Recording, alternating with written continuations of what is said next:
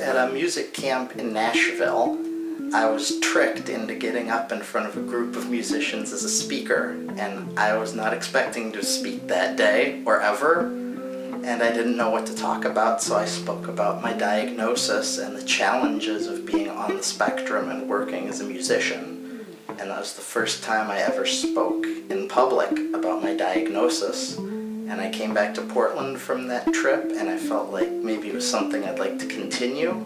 So I got involved with the Autism Society of Oregon, and now I've been on their board of directors for 4.5 years. I do presentations for educators or parents or different professional groups, and I do consulting. I help with IEP meetings as an advocate, and I work as a mentor mostly with teens on the autism spectrum, specifically with Asperger's. And my specialty with them is pushing them and guiding them to try new things and take steps out of their comfort zone. I take a lot of notes. Yeah. So even for a gig where I know the material, I'll take notes on the types of songs they like or pieces that might come up that aren't on the list.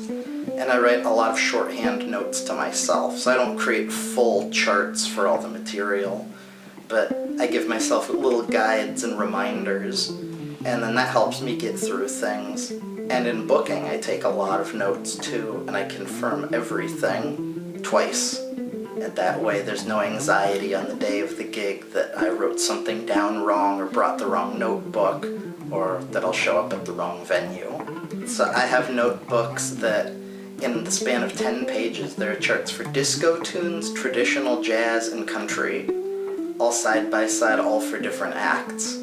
So I have to really make sure I know what's in the notebook before I put it in my gig bag, or I can get to the gig and have the wrong songs prepared, the wrong band's material, and then I don't look so good. One of the benefits I find in taking notes is it helps internalize the material a little bit more.